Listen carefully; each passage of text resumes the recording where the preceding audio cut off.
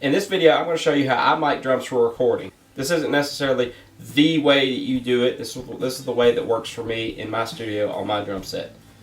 Now, if you're a drummer and you're looking to start recording your drums, obviously the first thing you have to do, no matter what style you're playing, whatever the case, is tune your drums and get them sounding good. Now, I'm not going to do a video showing you how to tune drums because there's already a video out there of how you can easily tune your drums and get them sounding great in the studio. And so instead of ripping off that video and showing you how to tune, I'll just put a link to the guy's channel. The guy's name's Rob Brown. He has a very simple and effective way of tuning drums, but that is the number one most important step to get any kind of good recording. Doesn't matter how well you mic a drum kit or how great your mics are. If your drums are not tuned and they don't sound good, the recording's not going to sound good. So let's jump right in and I'll show you how I mic up the kit. Alright, so the first thing I'm going to mic is going to be the kick drum. So I'm going to start with my kick drum mic. It is a Shure Beta 52, and what I like to do is I place it just inside the port, and some people like to set it all the way in the kick drum, but this is what I like, this is what works for me. You don't necessarily have to do it this way. You can play around with it, see what works for you.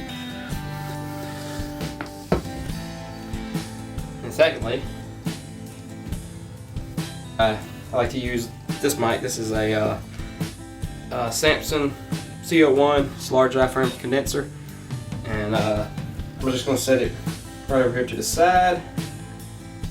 Now, a lot of people like to mic the batter side of the kick drum, and I have tried that and I've never gotten good luck. I just always get a ton of bleed, and to me just a sound that I typically would just end up deleting that track and using just this mic.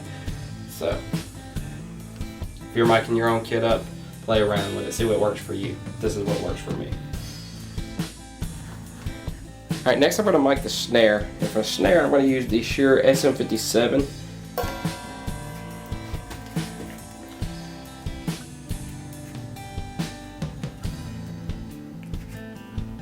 And I like to hang mine just slightly over the rim, point it towards the center of the drum.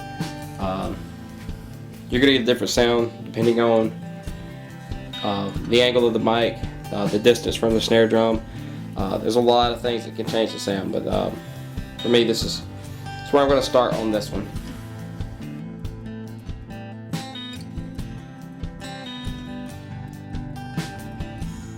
Alright, on the bottom I'm using it's older Samson mic. This was my first part of the first drum mic kit I ever had, and now you can use anything to do for the bottom.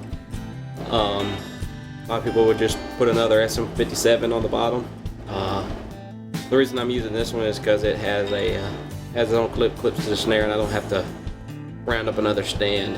And yeah, this works good for me. But yeah, just like anything else, try different mics, see what you like. All right, and on the floor tom, I'm going to use a Behringer C1. It's a large diaphragm condenser, and it's very, very budget friendly. This actually came with a package deal with a cheap interface I purchased, and it was just included.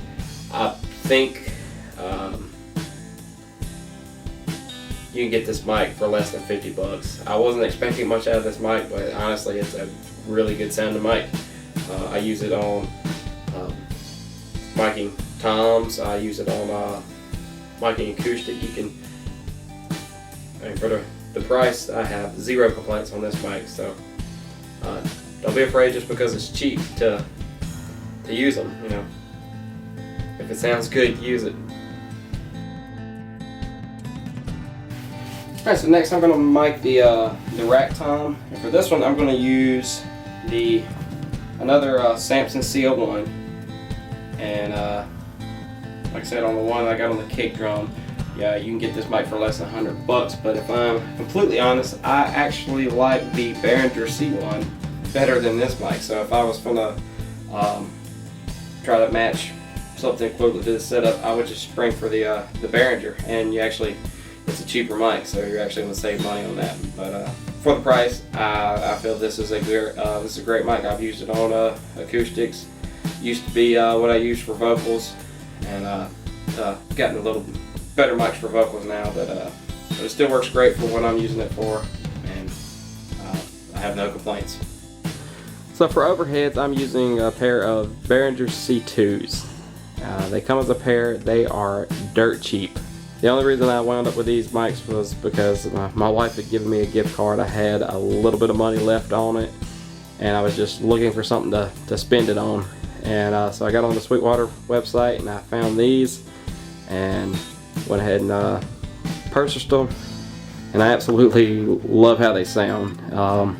So once again, just because a mic has a small price tag doesn't mean that they're a bad mic. And obviously, if you've got a big budget, shoot for the stars. But if you're on a budget, these mics work great.